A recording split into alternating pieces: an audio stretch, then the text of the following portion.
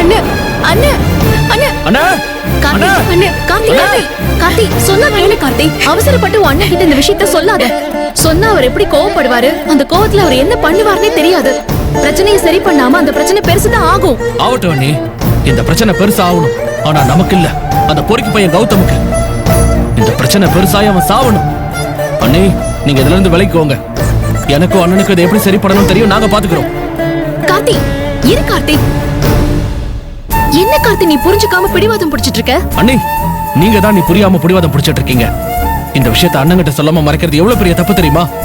சின்ன செடியா இருக்கப்பவே அது கையால புடுங்கி வீசி எறியறதை விட்டுட்டு நாளைக்கு அது பெரிய முள்ளு மரமா மாறி நம்ம கையையும் உடம்பையும் மனசையும் கிழிச்சா அதை யாராலையும் தாங்கிக்க முடியாது அண்ணி.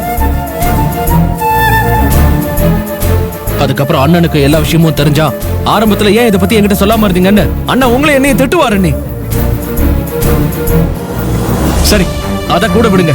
திட்டினா திட்டிட்டு போட்டு நான் வாங்கிப்பேன். ஆனா ரோகிணி வாழ்க்கையை கொஞ்சம் நினைச்சு பாத்தீங்களா? நாம எல்லாருமே ரோஹிணி நல்லா வாழணும்னு ஆசையா குமரகுரு மாப்பிள்ளைய கல்யாணம் பண்ணி வச்சோம். ஆனா இவ்வளவு அவர் கூட சந்தோஷமா வாழ விடாம ஒருத்தன் பிரச்சனை பண்ணுவான், சித்திரவதை பண்ணுவான். அவனை ஏன் என்னன்னு கேட்காம நம்ம பேசாம இருக்கணுமா? அவனை அடிச்சு உதச்சு தோலை உரிச்சு உப்பு கட்ட போட வேண்டாம். எதுக்கு நீ எதுக்கு எங்க அண்ணனுக்கு தெரிய வேண்டாம்னு சொல்லிட்டு இருக்கீங்க? இல்ல எனக்கு புரியல. உனக்கெல்லாம் புரியவே புரியாது கார்த்தி. பொம்பளைங்க வேதனை ஆம்பளைங்களுக்கு என்னைக்குமே புரியாது. இது எடுத்தோம் கௌத்தம் செய்யற காரியமே இல்ல கார்த்தி. நிதானமா யோசிச்சு சரியா முறையா தீர்க்க வேண்டிய ஒரு பிரச்சனை. இதனால ரோஹிணி அவ வாழ்க்கையை காலம் பூரா வாழ வேண்டிய ஒரு பெரிய வாழ்க்கை சம்பந்தப்பட்டது. பெரியவங்க சொல்லுவாங்கல்ல, முள்ளு மேல சேலை பட்டாலும் சேலை மேல முள்ளு பட்டாலும் சேலைக்கு தான் பாதிப்பு, சேலைக்கு தான் பிரச்சனை. அது எவ்வளவு உண்மை தெரியுமா? ஆம்பளைங்களுக்கு இடையில சண்டை வந்தாலும் அதனால அடி வாங்குறதும் பொம்பளைங்க தான், அழுகிறதும் பொம்பளைங்க தான். மாப்பிளைக்கு ரோஹிணி மேல இருக்கிற கோவத்தை முதல்ல சரி பண்ணணும்னு நான் நினைக்கிறேன். ஆனா நீ என்ன தெரியுமா நினைக்கிற?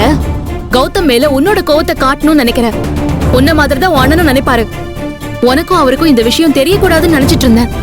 ஆனா விதிவசத்தால நீ கேட்டுட்ட. நீ கேட்டது கேட்டதாவே இருக்கட்டும் கார்த்தி. உன் அண்ணன் கிட்ட எல்லாம் இது சொல்லிக்காத. அண்ணி, மாப்பிளைக்கு ரோஹிணி மேல இருக்க கோவம் தீரணும்னா அந்த கௌதமுக்கு நம்ம மேல இருக்க கோவத்தை காட்டிதான் ஆகணும். முதல்ல பண்ண வேண்டியது அதான் நீ பண்ணணும்.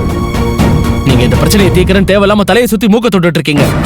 நான் நேரடியா போய் அந்த அயோக்கிய பையன் மூக்க உடைக்கணும்னு சொல்லிட்டு இருக்கேன். எது நல்லது நீங்களே சொல்லுங்க.